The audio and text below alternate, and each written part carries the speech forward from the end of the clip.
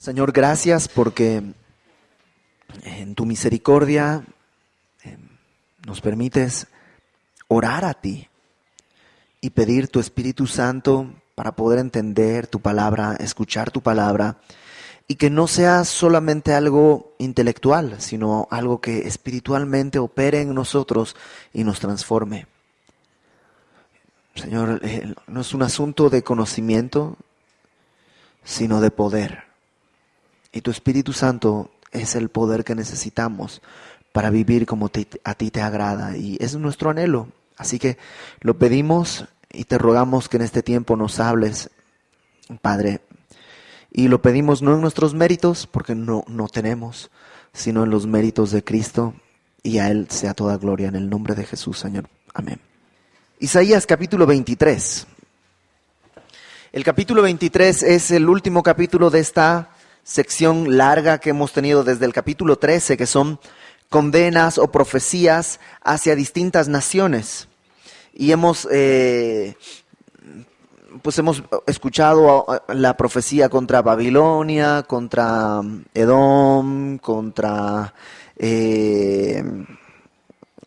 Filistea, ¿no? Contra varias naciones. Y el día de hoy es la última, con esta cerramos esta sección y comienza en el capítulo 24, que veremos la próxima semana, algo que algunos llaman como el pequeño apocalipsis de Isaías, que es un apocalipsis en chiquitito, metido ahí en la mitad del libro de Isaías.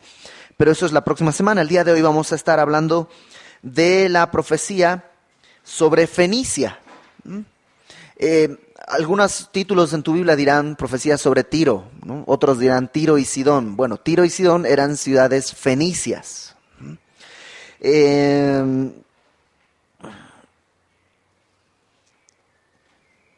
Los fenicios, el nombre fenicio es de origen griego, ¿no? Ellos, ¿alguna vez has oído los cananeos? ¿Sí? ¿Quiénes eran los cananeos? Bueno, los cananeos eran fenicios.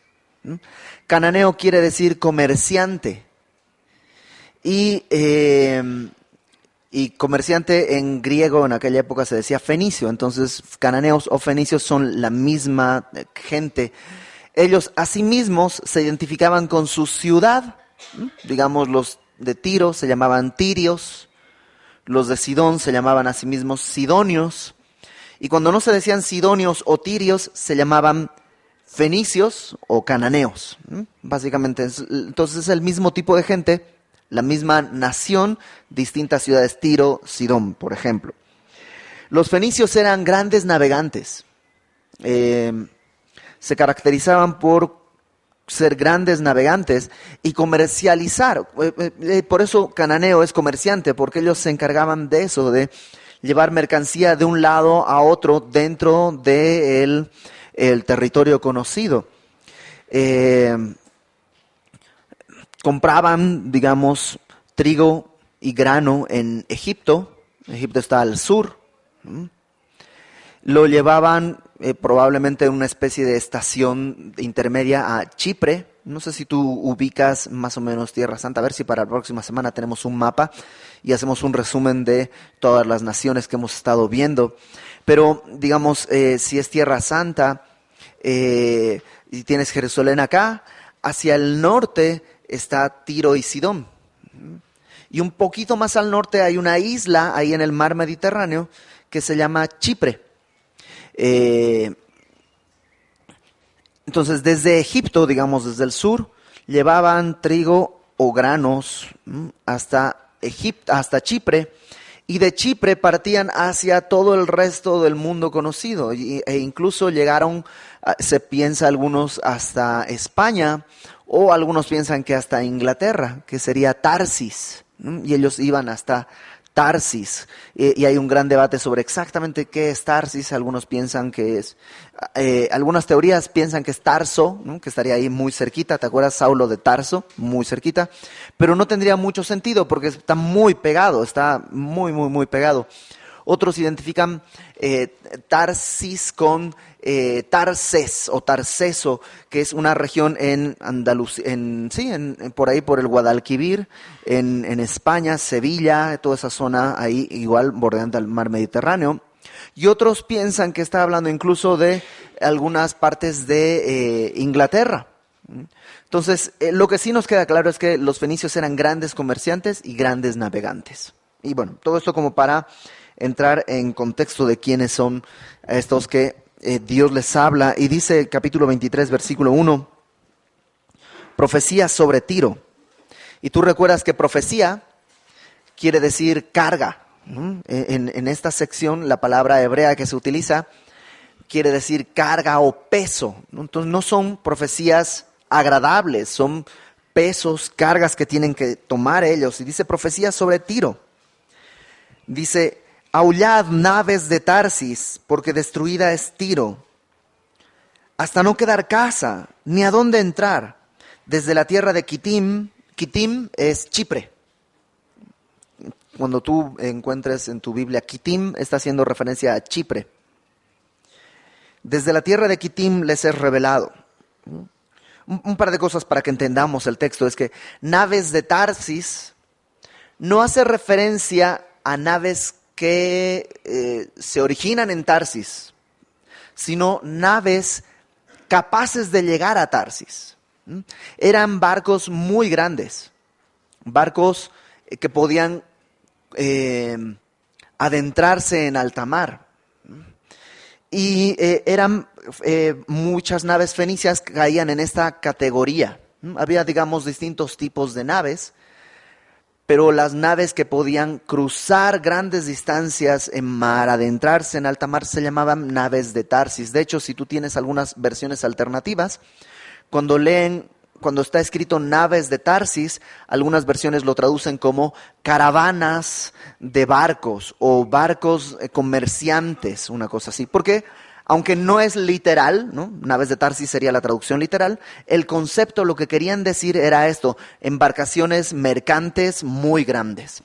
Entonces lo que nos está diciendo es que aúllen naves de Tarsis, estas embarcaciones de mercancía, porque destruida es Tiro, hasta no quedar casa ni a dónde entrar. Desde la tierra de Kitim les es revelado. Entonces pareciera como que el escritor está diciendo, ustedes, tirios, ¿no? Gente de Tiro, que ha ido hasta lugares muy lejanos, Tarsis, digamos, o cualquier otro lugar, ahora están regresando a casa. Y regresan, y cuando llegan a Chipre, camino a Tiro, llegan a Chipre, se enteran que Tiro ha sido destruida. Y entonces están ahí a la deriva, porque ¿qué van a hacer? No pueden regresar a Tiro, ya no existe, no hay Tiro. Y bueno, parte de esta profecía, de todo lo que vamos a ver el día de hoy, tiene una complejidad, y es que, bueno, tiene varias complejidades. La primera es que es muy difícil identificar a qué momento histórico se refiere el texto, porque Tiro fue invadida muchas veces, lo vamos a ver al final, pero muchas veces fue invadida. Entonces, cuando se habla de alguna invasión, pues ahora sí que ¿cuál? ¿No? Porque le han pegado duro y no saben exactamente a cuál se está refiriendo. La otra complejidad es que en esta parte, como en muchos otros pasajes, pero en esta parte en particular, ¿te acuerdas que la profecía a veces está hablando de algo muy inmediato, pero luego de algo muy lejano hacia el futuro, incluso a nuestro futuro? En este pasaje, como que el mensaje profético va brincando de algo más o menos inmediato a algo muy, muy futuro y luego algo inmediato más o menos. Entonces vamos a revisarlo simplemente para entender el texto y luego te voy a proponer una explicación a todo esto.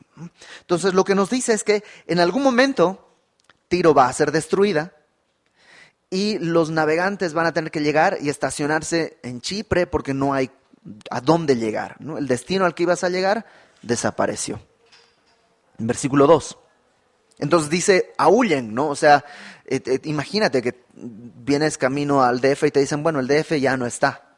Entonces es algo de dolor. Verso 2.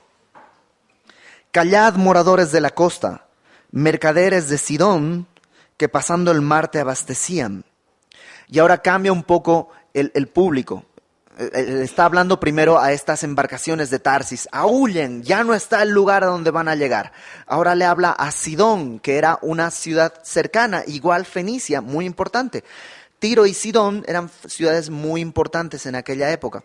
Entonces le habla a Sidón y le dice, los de Sidón, cállense, o sea, guarden silencio, como un minuto de silencio por lo que acaba de suceder. Los mercaderes son pues siempre bulliciosos, ¿no? Si no, pues nunca ha sido un tianguis, ¿no? Güerita, güerito, güerita, no, pruébele, más dulce que un beso y no sé qué, ¿no? Bueno, de pronto el llamado es silencio. O sea, los que pasando el mar te abastecían, ya no existen. Los fenicios eran los que, te decía, de Egipto llevaban el grano a todas partes y al revés, traían mercadería de distintos lugares. Bueno, ahora ellos ya no existen. Silencio, algo ha sucedido. En verso 3 dice, su provisión no procedía de las sementeras que crecen con las muchas aguas del Nilo, de la mies, del río. Fue también emporio de las naciones. Lo que está diciendo es que ya no hay el comercio. De Egipto, algunas versiones, si tú tienes otra versión también, en vez de la mies del río, dice el grano de Sihor, que es básicamente, Sihor es una zona al norte en el río Nilo, de donde se tomaba todo este grano. El concepto es el mismo. Déjame leer versículos 1, 2 y 3 y vas a entender toda la idea. Profecía sobre Tiro. Aullad, naves de Tarsis, porque es destruida Tiro, hasta no quedar casa ni a dónde entrar. Desde la tierra de Kitim les es revelado. Callad, moradores de la costa, mercaderes de Sidón, que pasando el mar te abastecían. Su provisión procedía de las sementeras que crecen con las muchas aguas del Nilo, de la mies del río. Fue también emporio es riqueza, ¿no? Tiro fue riqueza de las naciones. O sea, se ha roto el canal comercial entre todas las naciones. Y ahora le dice, avergüénzate Sidón, porque el mar, la fortaleza del mar, habló diciendo, nunca estuve de parto, ni di a luz, ni crié jóvenes, ni levanté vírgenes. Ahora le dice a Sidón, avergüénzate, porque la fortaleza del mar, ¿quién es? Fenicia, Tiro en particular, Fenicia en general. Lo que está diciendo Tiro es, nunca estuve de parto, ni di a luz, ni crié jóvenes, ni levanté vírgenes. En aquella época, una mujer estéril era algo vergonzoso. ¿Te acuerdas que una y otra vez vemos a mujeres en la Biblia orando, pidiéndole a Dios que les quite el oprobio de no te poder dar a luz? Un poco en el sentido que en aquella época, que una mujer no pudiera dar a luz era una vergüenza porque no puede cumplir. Lo único que caracteriza a una mujer que no puede hacer un hombre. Digamos, hombres y mujeres podemos hacer más o menos las mismas cosas, menos dar a luz. O sea, eso sí, un hombre no lo puede hacer. No hay forma en que un hombre pueda dar a luz. Ese es un rol de la mujer. Entonces, una mujer que no puede dar a luz está, digamos, incumpliendo su más alta labor. Y en aquella época eso era algo vital en las naciones, ¿no? La población. Y por eso había este velo de vergüenza en las mujeres que no podían dar a luz. Bueno, lo que está diciendo es, Tiro, esta ciudad mercante, lo que dice es, nunca di a luz. Realmente esta nación está como portando una vergüenza que es la más alta vergüenza de la época. Lo que le dice a Sidón Dios es, avergüénzate Sidón, porque los de Tiro están diciendo, somos una vergüenza para nuestra clase, por decirlo en en un idioma el día de hoy más común, ¿no? Somos una vergüenza en nuestra clase, así como en aquella época se diría, eres como una mujer que no ha podido dar a luz. Verso 5. Cuando llegue la noticia a Egipto, tendrán dolor de las nuevas de Tiro. Claro, los de Egipto también van a tener lamentación, porque todo el grano, ahora ¿quién se lo va a llevar para venderlo? Y ahora le habla a los de Tiro y les dice, pasaos a Tarsis. O sea, regrésense a Tarsis. España, Inglaterra, o sea, Italia, ¿dónde será este lugar? Pero es un lugar muy lejano. ¿Te acuerdas que cuando Jonás, Dios le dice, ve a Nínive, él desciende a la costa y encuentra un barco que va a Tarsis? Básicamente es un barco que va al otro lado del mundo, o sea, lo más lejos posible del lugar donde Dios quería enviarlo. Entonces lo que les dice es, váyanse a Tarsis, regresen, aúllen moradores de la costa. Verso 7, ¿no era esta vuestra ciudad alegre con muchos días de antigüedad? O sea, ¿no era Tiro una ciudad antigua y alegre? Sí, bueno, ya no está. Sus pies la llevarán a morar lejos. Todos los habitantes de Tiro ahora tienen que emigrar y salir a cualquier parte de la tierra. De hecho, algunos irán cautivos. En la historia, muchos de Tiro van a ir cautivos. Otros, tomaron sus barcos y emigraron y se fueron. Verso 8.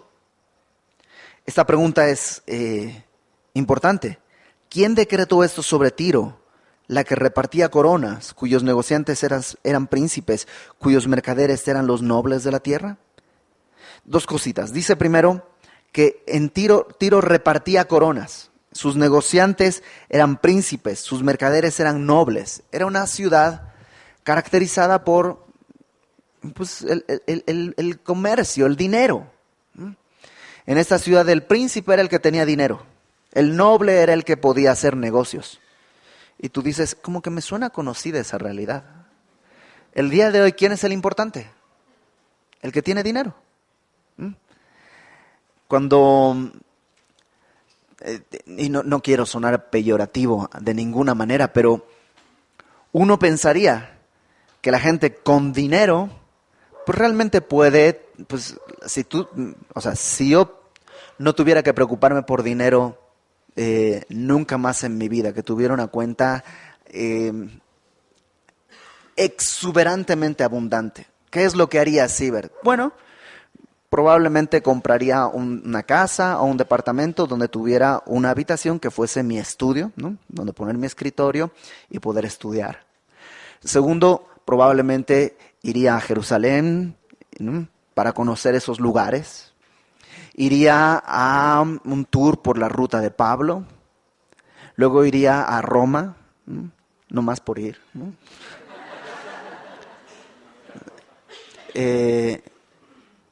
Probablemente entraría a estudiar alguna carrera.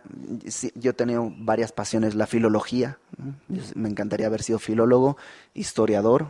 Entonces estudiaría probablemente filología en la mañana, historia en la tarde, ¿no? Y uno como que piensa, ¿no? Cuando tienes mucho dinero, pues tienes chance de cultivarte. Pero en una sociedad en la que lo que importa es el dinero, ese tipo de cosas no cuentan. La nobleza viene no de cuánto sabes, sino no más de cuánto tienes. Y el día de hoy vivimos esa realidad. La gente con dinero no necesariamente es la más educada. Ni siquiera en los valores elementales. Una de las cosas que yo creo hace que México sea habitable, ¿no? Que sea una ciudad, o sea, tienes 23 millones, uno contando conmigo, aquí en el DF. Todos amontonados prácticamente. Si el mexicano no fuese en general educado como es educado, porque la verdad es que sí, protestamos mucho y renegamos, pero la verdad es que se te cae una cartera y lo más probable es que alguien alrededor te diga, oiga, se le cayó, ¿no? Como que sí decimos, no, eso no pasa en México. La verdad es que sí, y pasa a menudo. Y cuando hay un problema, ¿no? El coche se te para, normalmente hay 2 o 3 personas que se paran y empujan. O sea, sí, y no es la gente que tiene más dinero, realmente. ¿Mm? Ok, en esta sociedad en la que están los tirios, cuenta el dinero. El noble, el de alcurnia, el de estatus, es el que tiene dinero. De eso se trata todo. Y lo que está diciendo acá, en el verso 8, es esta Tirio, la que repartía coronas, ¿no? Que los negociantes eran príncipes, cuyos mercaderes eran los nobles de la tierra. Esta ciudad, de pronto, tiene un decreto muy duro, va a ser destruida. Pero ¿y todo el dinero que tienen no cuenta? No, no cuenta. Pero es que es el más noble de todos, tiene mucho dinero, no importa. ¿Quién decretó esto? ¿Quién se animó a decretar en contra de esta gente? Verso 9 está la respuesta. ¿Quién lo hizo? Jehová de los ejércitos. Él dice, lo decretó. Y aquí te da el propósito, para envilecer o disolver, deshacer, envilecer la soberbia de toda gloria y para abatir a todos los ilustres de la tierra. O sea, Dios no tiene un problema con que tengas mucho dinero. Y varios de ustedes dicen, menos mal. Ya me estaba empezando a preocupar. Mi cuenta, mis territorios en las Islas Caimán y todo. Dios no tiene problema con todas tus propiedades, ¿no? Dios no tiene ningún problema. No hay un problema en ser rico, en ser exitoso en los negocios. Eso no es problema para el Señor. ¿Cuál es el problema? Soberbia, orgullo. El creer que tener eso te da cierto control de tu vida. Porque la verdad es que sí, ¿no? Y conocemos todos los chistes, ¿no? El dinero no compra la felicidad, pero la financia, ¿no? El dinero no es la felicidad, pero se le parece. Aquel que diga que el dinero no es la felicidad, que me lo mande a mí, ¿no? O sea, siempre tenemos todos esos chistes. ¿Por qué? Porque nuestra naturaleza, incluso si no tienes mucho dinero, pero cuando tienes un poquito más, te sientes más seguro, ¿no? Como que, ahora sí, ¿no? La verdad es que eso es creer que el dinero es lo que me sostiene. Y cuando pienso que yo soy el que genera el dinero, entonces viene la soberbia. Porque en realidad entonces yo soy quien me sostiene, yo soy quien me sustenta, yo soy quien manda. Y eso es hacer a Dios a un lado. Y entonces Dios dice, ok, este decreto no es porque son exitosos económicamente, es porque hay soberbia. Pero hay algo más interesante en este versículo. Si te fijas y lo lees bien, dice, para envilecer la soberbia de toda gloria y para abatir a todos los ilustres de la tierra. O sea, esto está escrito no solo para Tiro, sino para todo aquel que se gloría en sus capacidades, para todo aquel que se siente ilustre, autosuficiente. Verso 10. Este es un versículo difícil de traducir porque dice, pasa cual río de tu tierra, oh hija de Tarsis, porque no tendrás ya más poder. Una primera lectura podría ser que le está hablando a Tiro y le está diciendo, sí, tú eres como el río, como el agua del río. ¿Cómo es el agua del río? Pues nomás pasa y ya fue, ¿no? Ya, ¿no? Viene otra agua después, y viene otra, y viene otra. O sea, cuando dices, soy agua del río, órale, ya, ¿no? Y los de Tiro se pensaban muy poderosos, pero no. Entonces pareciera eso. ¿Cuál es el problema? Que no hay mucho sentido que le diga a Tiro, hija de Tarsis. Entonces, otras versiones traducen esto. La NBI, por ejemplo, lo traduce así. Hija de Tarsis, cultiva tu tierra como en el Nilo, porque tu puerto ya no existe. Y tú dices, pues, ¿y cómo llegan de una versión a otra? Es que en español es muy distinto, pero en el idioma en el que está escrito originalmente sí se puede interpretar de esta manera. Por ejemplo, la palabra pasa, pasa cual río, esa frase en español, pasa cual río, en hebreo es una sola palabra que quiere decir surca. Y esa palabra surca a lo mejor también se puede traducir como cultivar. ¿Sabes cómo haces eso en la tierra? ¿Qué es lo que tienes que abrir en la tierra?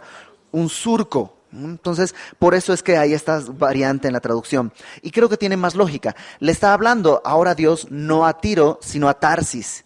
Y lo que le está diciendo a Tarsis es, Tarsis, lo siento, ahora te toca cultivar tu tierra, porque los que traen el grano desde Egipto ya no existen. Sí, cachas este sentido en el que esta traducción tiene más sentido, más lógica. Verso 11. Dios dice, extendió su mano, perdón, es la mano de Dios la que se extiende, extendió su mano sobre el mar, hizo temblar los reinos. Jehová mandó respecto a Canaán, y tú ya te expliqué por qué Canaán es Fenicia, es lo mismo. Extendió su mano sobre el mar, hizo temblar los reinos. Jehová mandó respecto a Canaán que sus fortalezas sean destruidas. Y dijo, no te alegrarás más, oh oprimida virgen, hija de Sidón. Levántate para pasar a Kitim, y aún allí no tendrás reposo. Dios está llamando que todas las fortalezas de los fenicios van a caer. Y le dice, hija de Sidón, porque Sidón fue la primera ciudad fenicia en fundarse. De hecho, le decían la madre de los fenicios a Sidón. Y dice, sí, esta tierra, esta ciudad, Tiro, era como la hija virgen de Sidón. ¿Por qué hija virgen? Probablemente es porque hasta un punto no había sido conquistada. Y tú dices, sí, Ver, tú dijiste que fue conquistada mucho. Sí, suena contradictorio, pero ahorita te lo explico. Es que sí había sido conquistada muchas veces, pero nunca había sido derrotada. ¿Cómo puede ser posible? Pues al ratito te lo explico. Déjame terminar el texto, ¿no? Digamos que Tiro se puso a tiro de piedra. Le dice, pásate a Kitim, a Chipre, y aunque te vayas allí, no tendrás reposo. Verso 13. Mira la tierra de los caldeos. Este pueblo no existía. Asiria la fundó para los moradores del desierto. Levantaron sus fortalezas, edificaron sus palacios. Él la convirtió en ruinas. Y este versículo también es súper confuso porque no se sabe bien de quién está hablando y cómo está pasando esto. Hay dos posibles formas de entender esto. Número uno, en el tiempo en que Isaías está escribiendo, ya lo hemos visto esto, Babilonia todavía no existía como imperio. Babilonia son los caldeos, así como cananeos es Fenicia, caldeos siempre es Babilonia. Entonces, por un lado, podría ser que está diciendo Isaías, mira la tierra de los caldeos, mira hacia Babilonia. Ese pueblo todavía no existe. Pero Babilonia va a ser la nación que va a destruir Tiro. Entonces, es probable que esté haciendo referencia a eso, que Babilonia, que todavía no existe, ellos son los que van a destruir Tiro. ¿Cuál es el problema con esa interpretación? Que lo que dice es, Asiria la fundó para los moradores del desierto. Y Asiria no fundó Babilonia, realmente. Entonces hay una segunda forma de entender esto. La segunda forma de entender, que creo yo es la que en todo el contexto tiene más lógica. ¿Te acuerdas que la semana pasada vimos cómo Babilonia intentó rebelarse de Asiria? Y de hecho lo consiguió un tiempo y por eso vino a visitar al rey Ezequías cuando enfermó y todo y regresó a Babilonia y luego fueron aplastados nuevamente por los asirios. ¿Sí te acuerdas de eso? Pues si no, ya va a estar en la página para que escuches la conferencia. Parecería que está haciendo referencia a ese evento y le está diciendo a los de Tiro, a ver, viene la invasión a Siria. ¿Y ustedes piensan que van a escapar? Miren la tierra de Caldea, miren a los babilonios. Ese pueblo sí se rebeló, pero ya no existe. Otra vez son esclavos de Asiria. Y Asiria los fundó, o sea, los puso ahí como moradores del desierto, o algunas versiones traducen esto como morada de animales salvajes. Entonces, una de las dos puede ser, al ratito que veamos toda la historia de Tiro, te va a quedar más claro todo este asunto. Levantaron sus fortalezas, edificaron sus palacios, o sea, los de Babilonia quisieron crecer, pero él la convirtió en ruinas, el imperio asirio la destrozó. Verso 14. Aullad, naves de Tarsis, porque destruida es vuestra fortaleza. Una vez más, este clamor que tienen que tener los de Tarsis porque no tienen dónde llegar. Verso 15.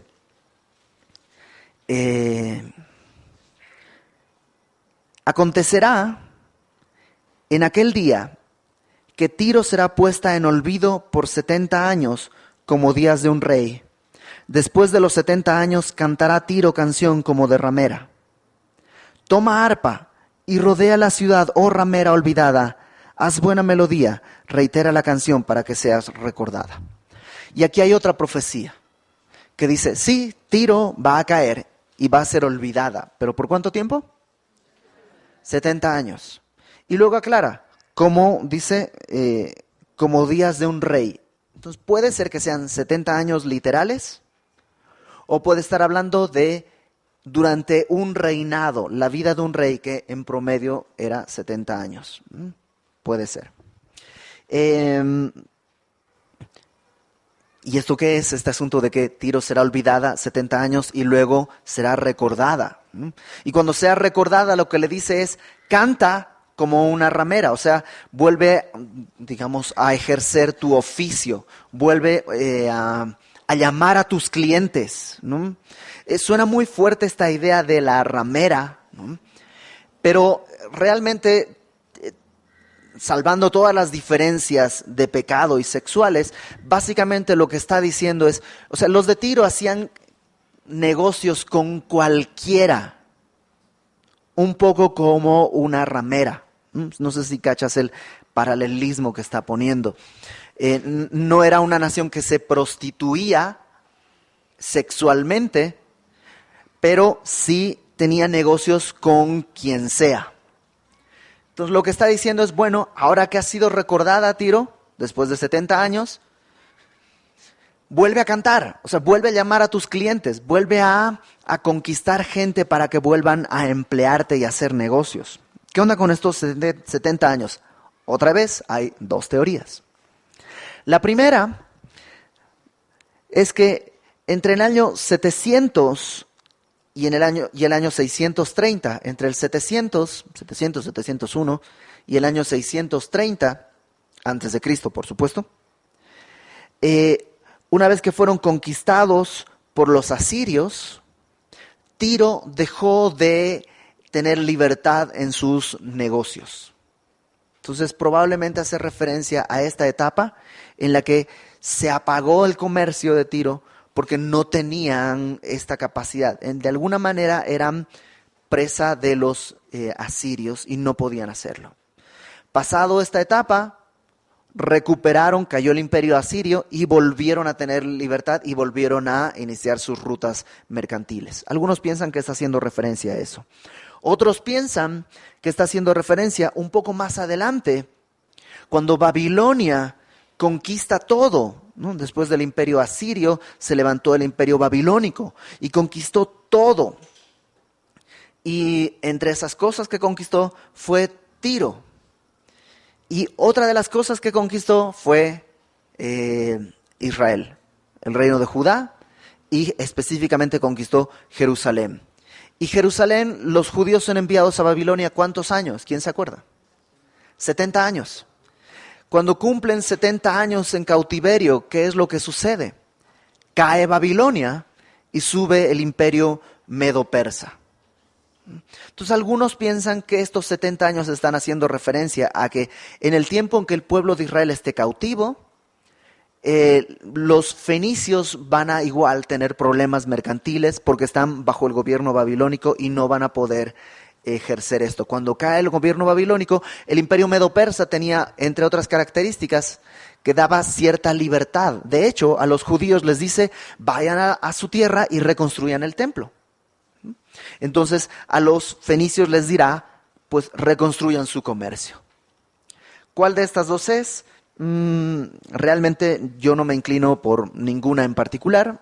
Da lo mismo, simplemente si fue una o la otra, ambas se cumplieron. Y es así. Okay. Verso 16. Verso 17. Y acontecerá que al fin de los 70 años visitará Jehová a Tiro y volverá a comerciar y otra vez fornicará con todos los reinos del mundo sobre la faz de la tierra, pero sus negocios y sus ganancias serán consagrados a Jehová. No se guardarán ni se atesorarán, porque sus ganancias serán para los que estuvieran delante de Jehová, para que coman hasta saciarse y vistan espléndidamente. Estos dos versículos parecieran brincar hacia el final de los tiempos, específicamente al milenio. El milenio es esta etapa en la que Jesucristo va a gobernar desde Jerusalén. Y lo que está diciendo es que pasados 70 años, y en este versículo yo creo que está hablando de 70 años de manera simbólica, ¿no? Como cuando se complete todo y lleguemos al milenio, ¿qué es lo que va a suceder? Pues los de Tiro van a volver a comerciar. Y utiliza otra vez este concepto de fornicará con todos los reinos del mundo. Es una parte difícil porque la palabra fornicará que está ahí es eso, no quiere decir otra cosa. Por el contexto podríamos interpretar como que volverá a tener negocios con todos, al igual que como cuando hicimos con la ramera. Una ramera fornica con todos. Aquí está siguiendo esa misma línea de pensamiento y dice tendrá negocios con todo el mundo. Porque además aquí no está hablando de tendrá negocios con las naciones vecinas, sino dice ahí en el verso 17, fornicará con todos los reinos del mundo sobre la faz de la tierra. Entonces eso no ha sucedido. Pero probablemente en el milenio, los encargados de mover el comercio a nivel global van a ser los fenicios. ¿Y qué va a pasar?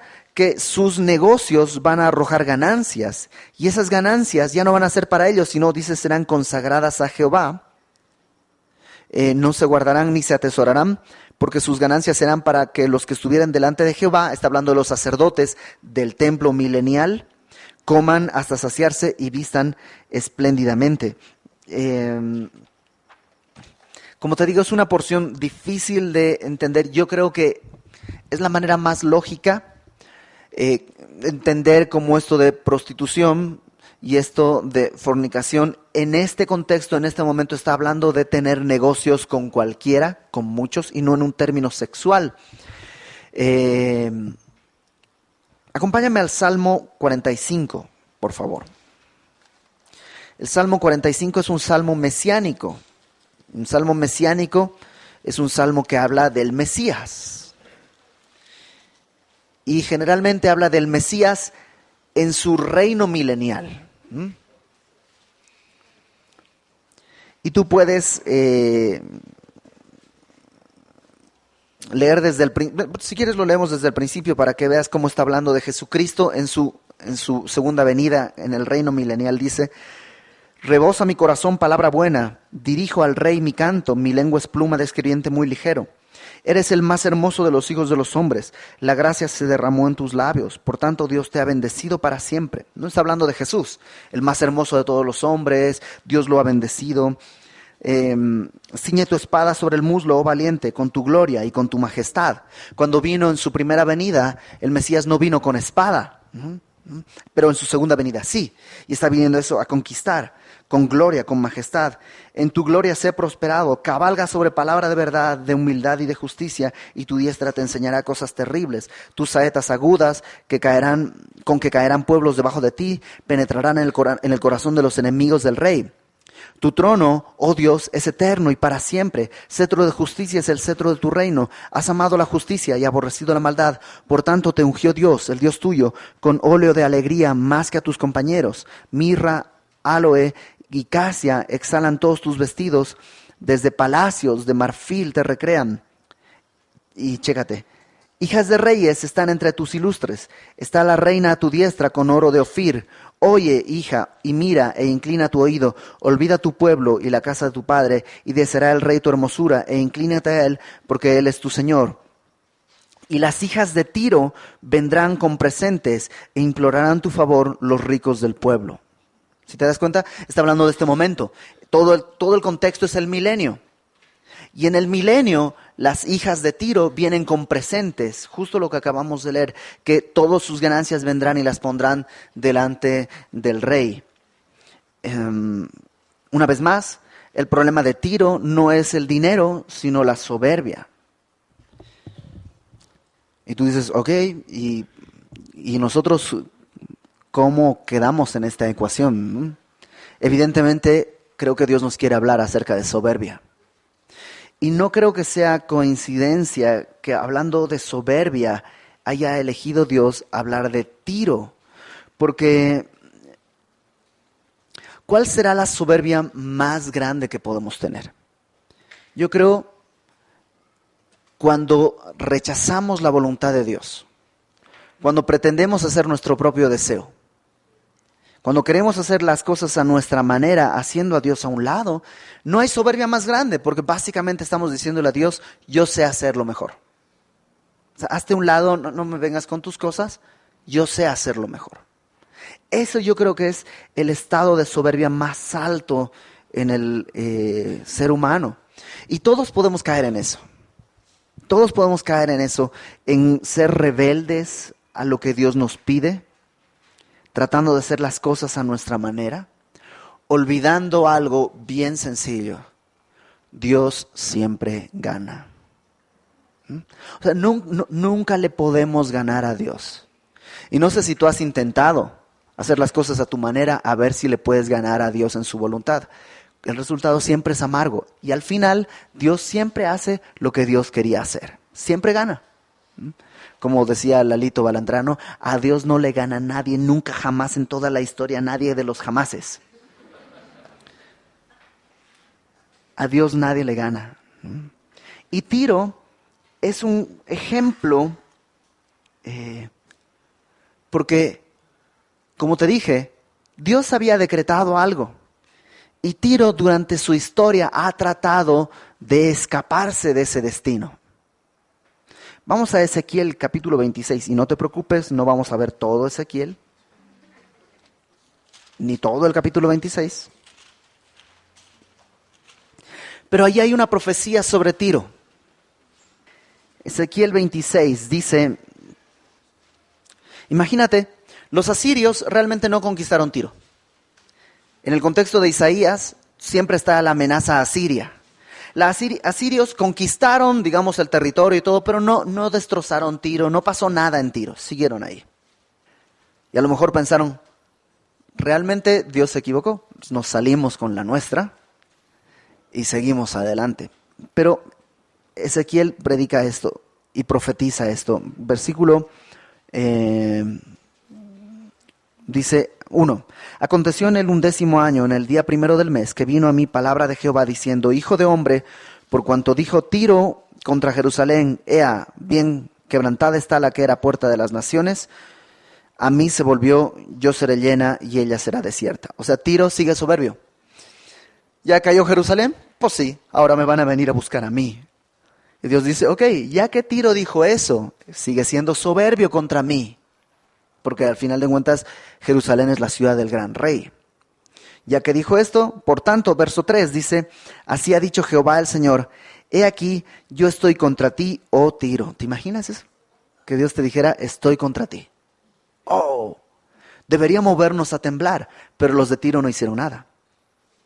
Yo estoy contra ti, oh Tiro, y haré subir contra ti muchas naciones, como el mar hace subir sus olas. Esta es parte de la profecía. ¿Iba a subir una nación? No. ¿Cuántas? Muchas naciones. Ok, es parte de la profecía. Demolerán los muros de Tiro y derribarán sus torres y barreré de ella hasta su polvo y la dejaré como una peña lisa. ¿Haz de cuenta que una peña está hablando de una roca sobre la cual se edifica una ciudad? Y dice, pues voy a tirar todo y va a quedar nomás la roca, no va a quedar ni el polvo.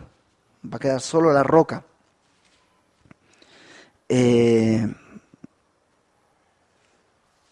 Verso 5. Tendedero de redes será en medio del mar, porque yo he hablado, dice Jehová el Señor, y será saqueada por las naciones. O sea, de esta ciudad lo único que va a quedar va a ser una especie de puerto para barquitos pequeños donde los pescadores van a llegar. Después de sacar todo el pescado, van a tender sus redes a que se sequen al sol. Así está de liso, porque no puedes tender tus redes donde hay otra cosa porque se enredan. Entonces, no hay nada, tan nada que puedes tender redes y ahí van a estar los pescadores. Y sus hijas que están en el campo serán muertas a espada y sabrán que yo soy Jehová. Porque así ha dicho Jehová, el Señor. He aquí que del norte traigo yo contra Tiro a Nabucodonosor, rey de Babilonia, rey de reyes, con caballos y carros, jinetes, tropas y mucho pueblo. Entonces, Ezequiel ya está hablando de alguien más a futuro, está hablando de Nabucodonosor, ¿no? Isaías está mucho antes. Ahora Ezequiel vuelve a profetizar y dice, ya pongámosle nombre. Nabucodonosor va a hacer esto. Va a venir con carros, con todo tipo de armamento, matará a espada a tus hijas que están en el campo, pondrá contra ti torres de sitio, levantará contra ti baluarte y escudo afirmará contra ti, y pondrá contra ti arietes contra tus muros, y tus torres destruirá con hachas, por la multitud de sus caballos te cubrirá el polvo de ellos, con el estruendo de su caballería, y de las ruedas y de los carros temblarán tus muros cuando entre por tus puertas como por portillos de ciudad destruida. Con los cascos de sus caballos hollará o pisoteará todas tus calles. A tu pueblo matará filo de espada y tus fuertes columnas caerán a tierra. Entonces pareciera una gran tragedia, ¿no? Va a entrar, van a sitiar, van a entrar, van a destrozar, van a hacer esto. Ok. En el 585 antes de Cristo, Nabucodonosor hizo esto. Llegó con todo su ejército y sitió Tiro y la tuvo sitiada. ¿Sabes cuánto tiempo tuvo sitiada la ciudad? ¿Te acuerdas qué es sitiar, no? Cuando la pones, le bloqueas todas las entradas de recursos y todo. Bueno, por 13 años Nabucodonosor sitió Tiro. Y puso arietes, y puso defensas, y puso todo. Y como que iba a otras conquistas y regresaba, iba y regresaba así por 13 años. Cuando llegó al año 13º, lo que hizo fue invadir la ciudad. Oh, sorpresa, no había nadie en la ciudad. Mató a algunos que quedaban por ahí, pero realmente no había prácticamente nadie. ¿Por qué? Porque Tiro está en la costa y un poco más de 1 kilómetro mar adentro había 2 islas. Y entonces los de Tiro lo que hicieron fue, pues tuvieron 13 años para planear esto, evacuaron a toda la ciudad a esa nueva ciudad que construyeron en esas 2 islas que están muy pegaditas. Y como eran marineros expertos, pudieron hacer todo y allá en esas 2 islas reconstruyeron todo. Y esas 2 islas se conocen como Tiro la Nueva, para diferenciarla de la vieja Tiro que estaba en tierra. Entonces, pues Nabucodonosor destrozó todo y se fue. Muy frustrado porque no tenía barcos para hacer un ataque naval, digamos, hacia estas 2 islas. No tenía barcos, entonces se fue. Y tú dices, pero pues la profecía decía que iban a quedar destruidos. Sí, la ciudad cayó, pero siguen los tiros ahí. Es que no hemos terminado de leer. Verso 12. Dice, y robarán tus riquezas y saquearán tus mercaderías, arruinarán tus muros y tus casas preciosas destruirán y pondrán tus piedras y tu madera y tu polvo en medio de las aguas. ¿Qué sucedió? En el 332, estamos hablando de casi 200 años después de lo que pasó con Nabucodonosor, viene otro personaje por esa misma zona, un tal Alejandro Magno. En esos 200 años la ciudad se había reconstruido nuevamente, o sea, de las islas regresaron y reconstruyeron la ciudad. Viene nuevamente la misma estrategia, vienen a atacar la ciudad y ¿qué crees? Que los de Tiro pues hacen la misma estrategia de huida, escapan y se refugian en las ciudades que están mar adentro. Y Alejandro Magno tampoco tenía barcos para poder iniciar ese ataque marítimo. Pero Alejandro Magno sí tenía más deseo, por decirlo de alguna manera. Lo que hace es, con el material que tenía la ciudad, con las rocas, toda la ciudad, lo que hace es aventar al mar y con ese material construir, con esas rocas, construir un puente hasta Tiro la Nueva. Y entonces, a través de ese puente, mueve todo su ejército y toda la falange y todo lo que tenía, y entonces conquista Tiro la Nueva. Pero ya hay un puente entre las dos. Por eso te dijo que Tiro se fue a un tiro de piedra un poquito más allá. Pero ahí no acaba la historia. Fíjate lo que dice en el verso 13. Y haré cesar el estrépito de tus canciones, y no se oirá más el son de tus cítaras, y te pondré como una peña lisa, tendedero de redes serás, y nunca más serás edificada, porque yo Jehová he hablado, dice Jehová el Señor. Hasta ahora no se ha cumplido. Sí ha sido destruida la vieja, luego la vieja y la nueva, pero sigue ahí. ¿Qué sucedió históricamente hablando? Bueno, los musulmanes tomaron Tiro años más adelante. Y mucho más adelante, ya dentro de la era cristiana. Incluso en el año 1190, los cruzados, ¿no? Esta serie de guerreros que iban a recuperar Tierra Santa, llegaron a Tiro y expulsaron a los musulmanes de esas ciudades. Estuvieron ahí varios años, fue como un cuartel de los cruzados, hasta que evidentemente las cruzadas fracasaron, los musulmanes tomaron nuevamente la ofensiva y desalojaron a los cruzados que habían desalojado a los musulmanes. Y los musulmanes nuevamente tomaron Tiro, la nueva y la vieja, pero aquí hay una gran diferencia. Ya habían habitado ahí cristianos. Entonces los musulmanes dijeron, esta ciudad ya está inmunda.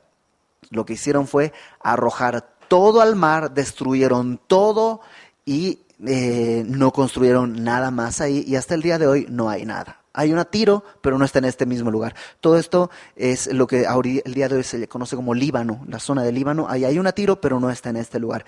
Y se cumplió. Y tú dices, ok, ¿y qué quiere decir todo esto? Pues sencillo. Lo que Dios dice, Dios lo va a hacer. Y la profecía es tan exacta que es hasta escalofriante. Como Dios en un capítulo, en el capítulo 26, detalla la vida de una ciudad con caídas y levantadas a lo largo de alrededor de 2000 años, ¿no? Desde un poco más, casi 1000 años atrás de Cristo hasta un poco más de 1000 años después de Cristo. Y Dios ya lo tiene planeado y nadie puede mover su mano. Por eso creo que en este contexto, cuando habla de Tiro y de soberbia, Dios quiere mostrarnos esto. Nadie va a quitar mi mano. Las cosas que Dios ha dicho que Él va a hacer van a llevarse a cabo. Toda lengua le va a confesar que Él es el Señor. De buenas o de malas. Pero todos van a confesarle. Y en nuestras vidas, las cosas, si hemos nacido de nuevo, Dios nos va a mover a su voluntad. Por las buenas o por las malas. Y podemos decir, no, nosotros nos escapamos, tenemos 2 islas aquí cerquita y podemos huir.